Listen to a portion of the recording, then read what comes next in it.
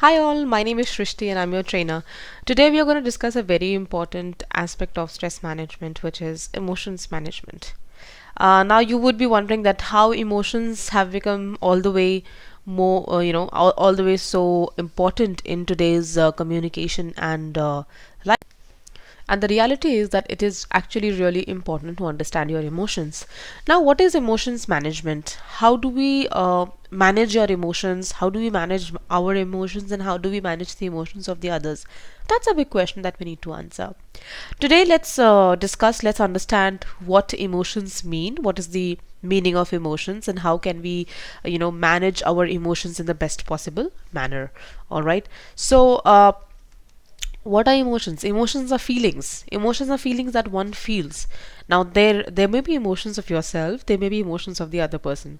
So understanding and analyzing your own emotions as well as understanding and analyzing the emotions of others, that is called the management of emotions. See, management means managing how things go, how people behave, what are their usual behaviors, what are the different behaviors. All these things needs to be taken and analyzed and taken and studied so that you can have a good outlook of what entire emotional management means.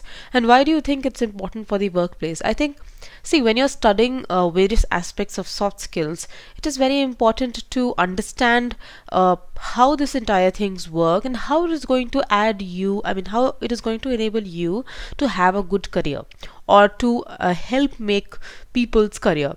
So when you haven't when you have a good understanding of emotions and how to manage it, then definitely you will have better control over yourself, your thoughts, your behaviors and actions, and that's how you can influence and motivate other people as well. So let us start. As I told you, emotions are feelings. So two questions you need to ask to yourself: that how do you feel and how do you know that you're feeling that way? So that's a very important thing, that first you need to understand what are you feeling, and the next you need to understand how, why and how are you feeling this way. So these are the two questions that you should be able to ask to yourself whenever you are in dilemma, whenever you feel that you want to know more about it. Now, emotions and the brain, there is a very big connection between the emotions and the brain. Emotions are directly connected to the limbic system that we have. So our brain is like a computer and we have millions of thoughts going on crossing our minds all the time.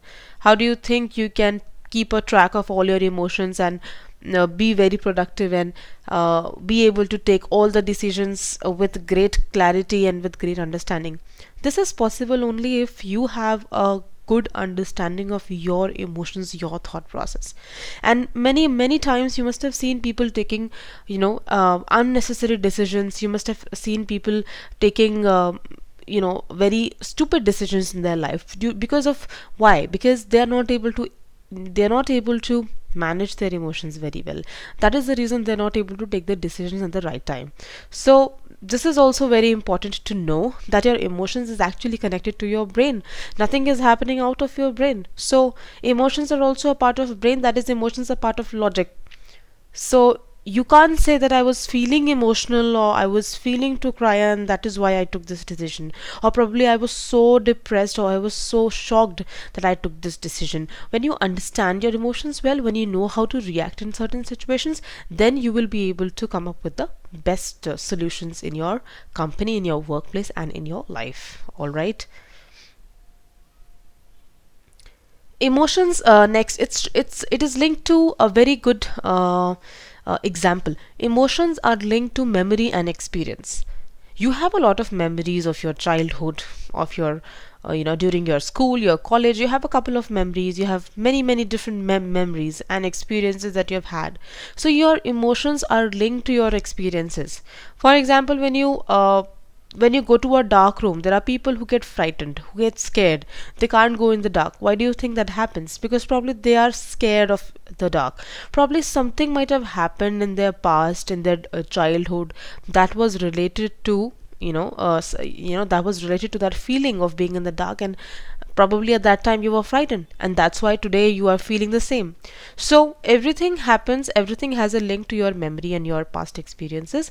So you need to understand that emotions are also linked to your previous experiences and previous actions. So emotions have a very very good, a very very strong link to your memory and as well as your experiences.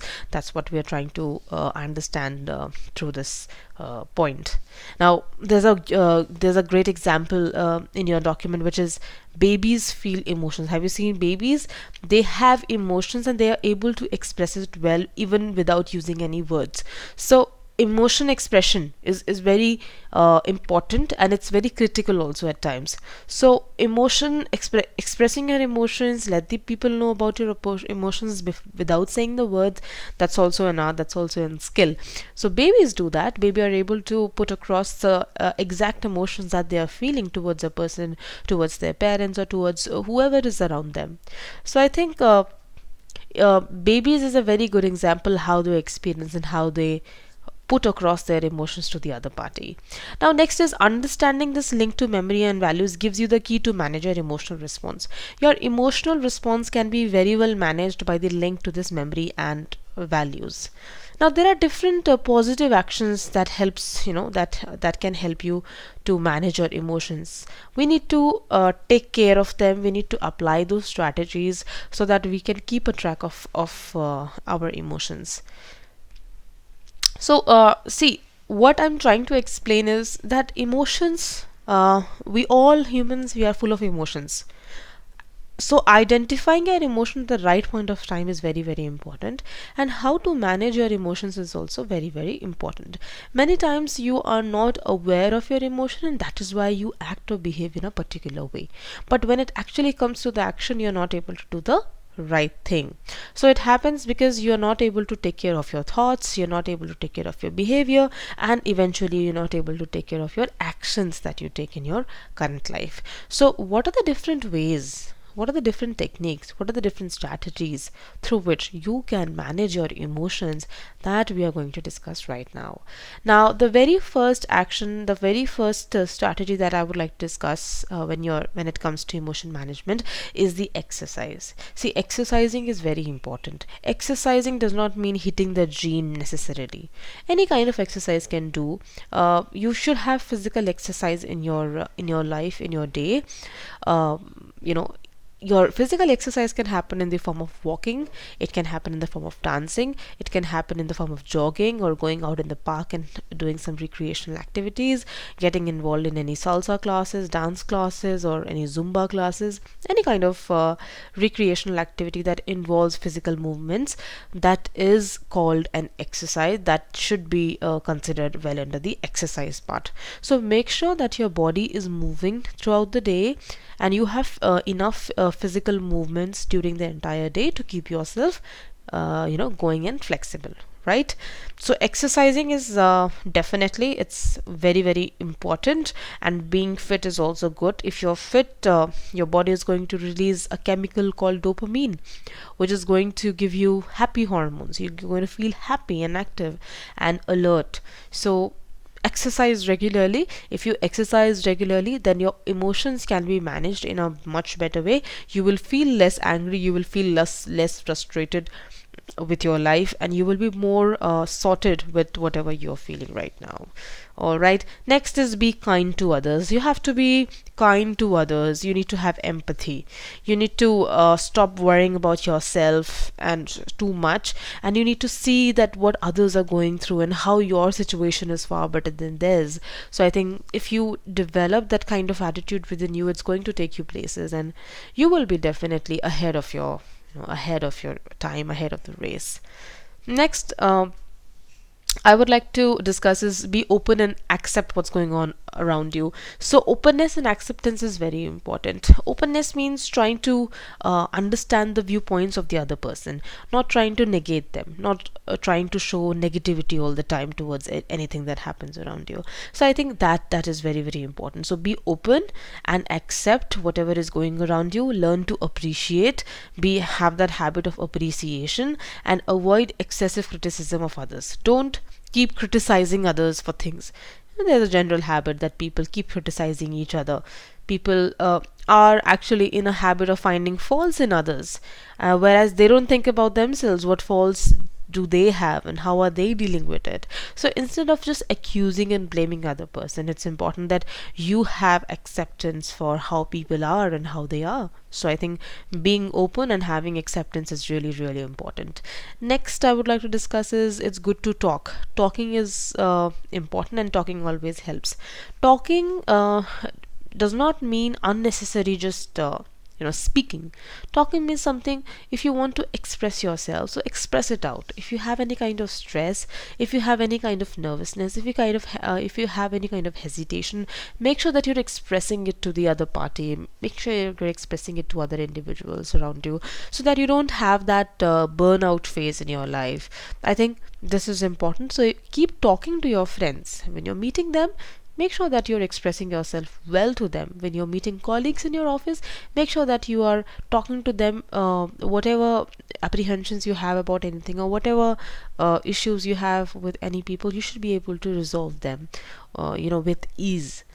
Now next I would like to discuss is distract yourself. Now that's a very important point that I would like to discuss, that how you can distract yourself to maintain a good emotion.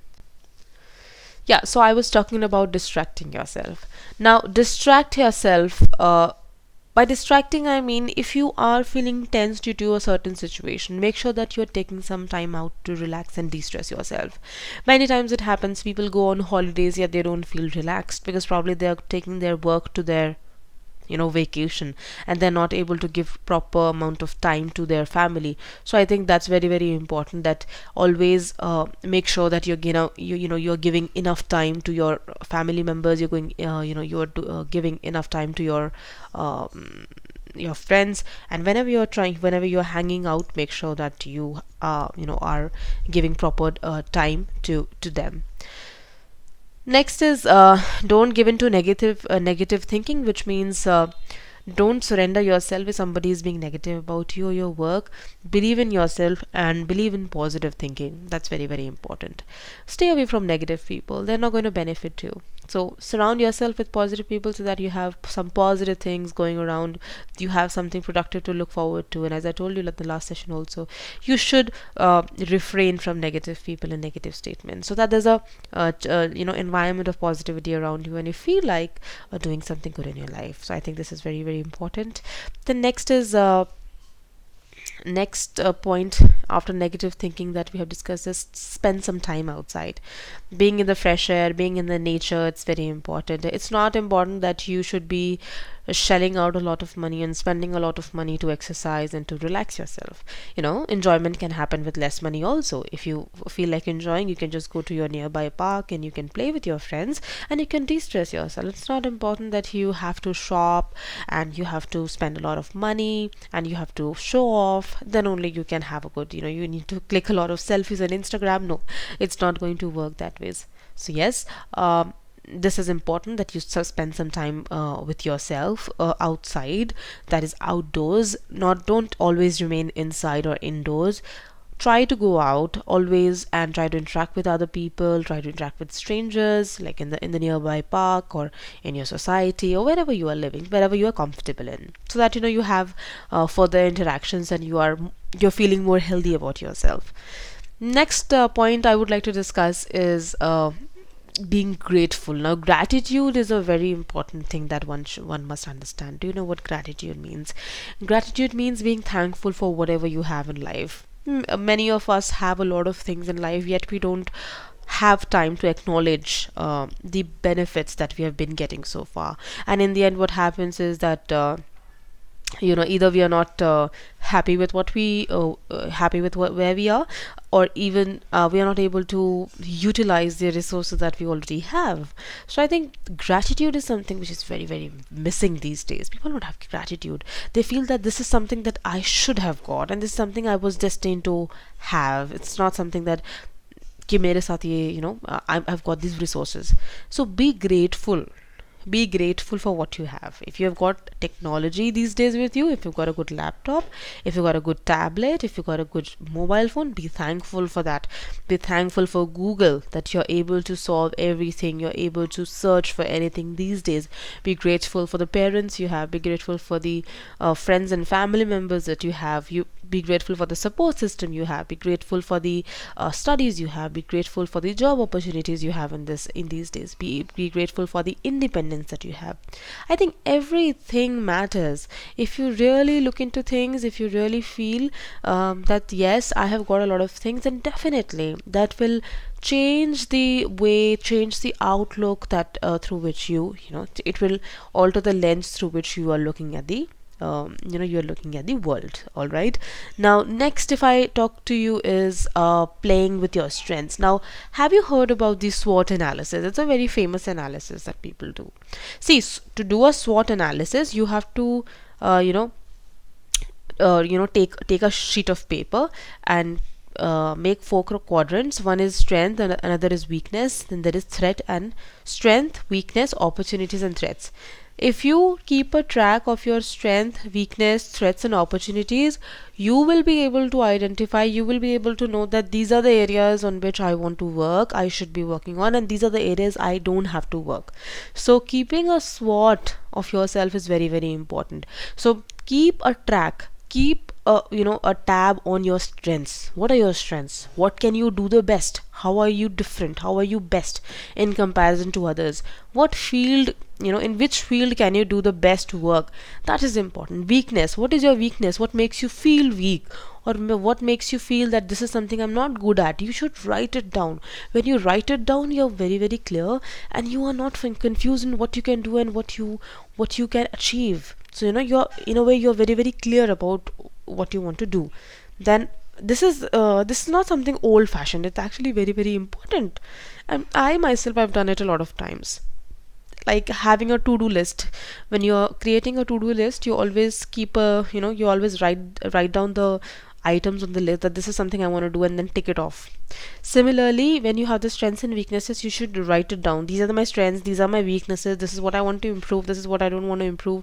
That ways you will develop slowly and gradually.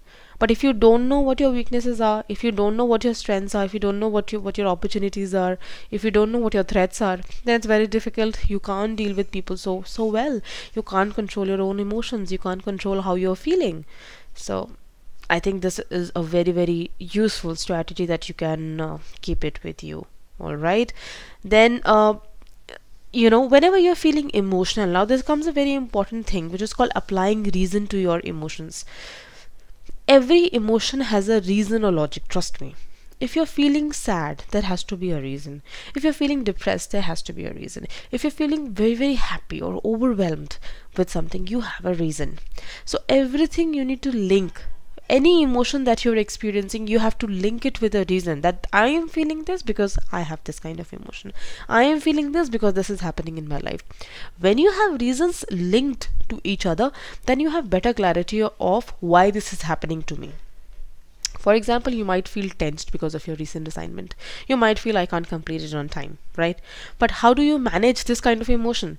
When you know I am not able to manage this assignment because I did not do it in the initial days. So you have a reason attached to it. As soon as you have a reason attached to it, you know how to deal with it. So have a reason. Know the reason behind your emotion.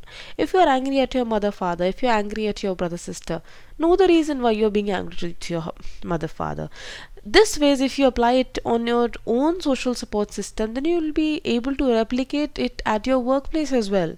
See, workplaces, again, I told you, it's all human. So like your own family, in the workplace also you have a workplace family where you have all working members of the company. So obviously when you're dealing with them, when you're managing them, when you're taking care of them, it's very, very important that you apply reason to every emotion that you have, and that ways you can be clear about what you want to do. Correct? So applying reason to emotions is very, very important. Then there are some questions that we have discussed here. Like, you can ask some questions to yourself, that these are the questions I want to ask myself. Why am I feeling this particular way? So first is, how do I feel about this situation? Why am I feeling such about this situation? How do I feel about the situation? What do I think I should do about it? You need to know कि आपको ऐसा क्यों लग रहा है? What do I think I should do about it? What effect would that have for me? मुझ पर उस एक्शन का क्या इफेक्ट होगा, and what effect will this action have on the other people, ये भी आपको सोचना है. Does this action fit with my values, what ever action I am taking towards any candidate, towards any colleague, towards any family member, towards any friend, what impact it has on me and on the other person, that you also have to see. Then does this action fit with my values? If not, what else could I do to make that better? Is there anyone else that I could ask for? These things helps you apply reason to an emotional response. So when you are reacting to a certain thing, when you are giving a reaction to anything in life, always make sure that you have a reason why you are reacting that way. You don't have to just react. That is why we always say that think before you react and act before you react. First of all, see what this reaction will mean to the other person, or what this reaction will mean in the society, and what will be the consequences of this kind of reaction. If you feel that this kind of reaction is not apt for this moment, then drop it. Don't show that kind of reaction if it is not required. I think this is something which is you yourself need to understand. It's not something that the other person will have an understanding about you, right? So all these questions you can ask yourself whenever you are dealing with this kind of situation. Then there's this paragraph called making decisions with emotions. Obviously, you are having emotions. You're human, so you are supposed to make decisions using using emotions. For example, if I have to say this is a pen, if I have to use this pen, so if this pen is gifted by my mom, then definitely I will try to use it, and I will try to keep it for my very important examination, or for a very important contract. But if this pen is just any usual pen that's available in the market, probably I'll make decisions according to that. So depends, like what you do with your emotions, and what kind of decisions you take with the emotions that you have associated with something, with an event or with a circumstance.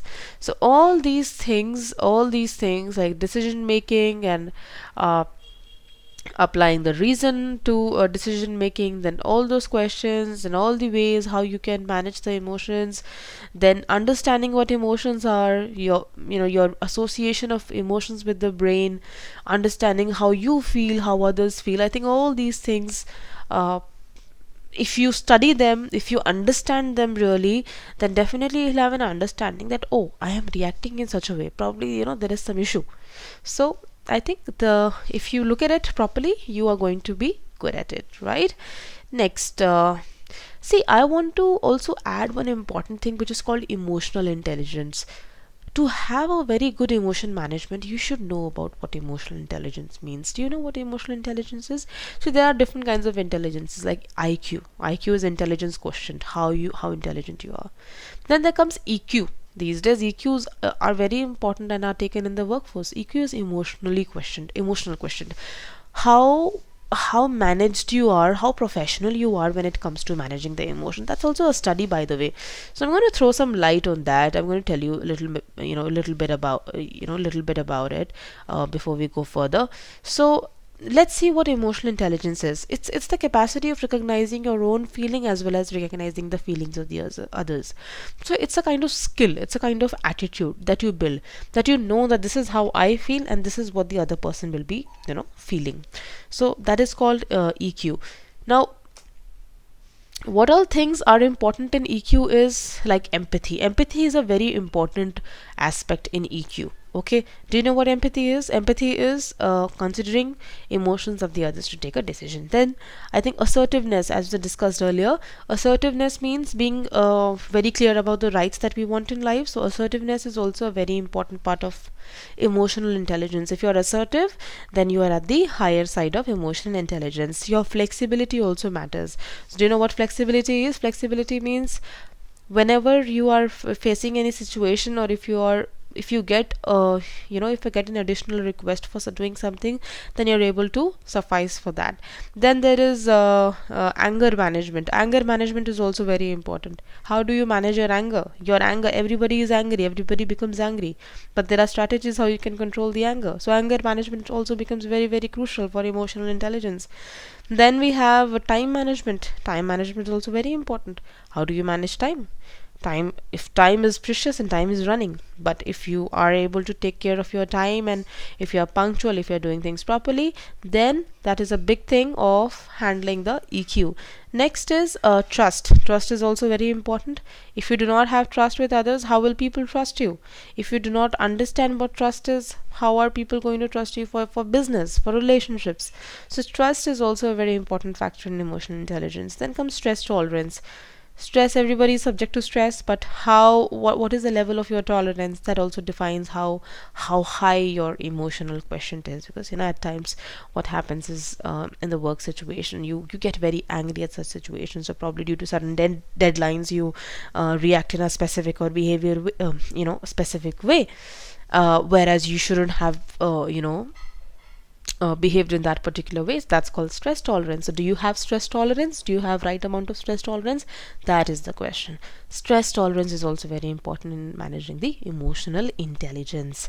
Then we also have teamwork, presentation skills. Obviously, if you're working in a team, you should have empathy. You should be able to consider the feelings and ideas of the other person also. See, these days there are a lot of startups, there are a lot of businesses cropping up, but only those businesses succeed who have been able to show good amount of teamwork within their employees. So I think understanding the importance of teamwork and making everyone work in a team is also a very big thing that employers are looking for. So teamwork is a very, it's a very big thing. Teamwork should be there. Then there is customer service. Customer service also becomes very important when it comes to emotional intelligence, because for example, there's an irate customer, or there's an unsatisfied customer or a client, and you're not addressing them properly. That is also called having a good emotional intelligence. If you do not have emotional intelligence, you cannot manage different kinds of customers and their different expectations. So I think all these things like time management, stress tolerance, customer service, presentation skills, anger management, trust, and all these things add to emotional intelligence and emotions management. So if you want to manage your emotions, then definitely you need to understand how your emotions work, how your brain works, and what are the best ways how you can manage your emotions in the best possible manner. If you have any questions, you can ask, and I'm sure with the kind of content that we have provided you, you will have a very good understanding about how things work. And I think all these questions are fair, in terms of the questions. You'll have some questions in the pre-assessment and post-assessment as well. So I think you can be prepared for that. We're going to ask you very general questions on stress management. It's just that you need to understand the topics and apply it when you're attempting the assessments. All right. So I think I have discussed about a lot of things. It's just that we would like to know how much you've understood and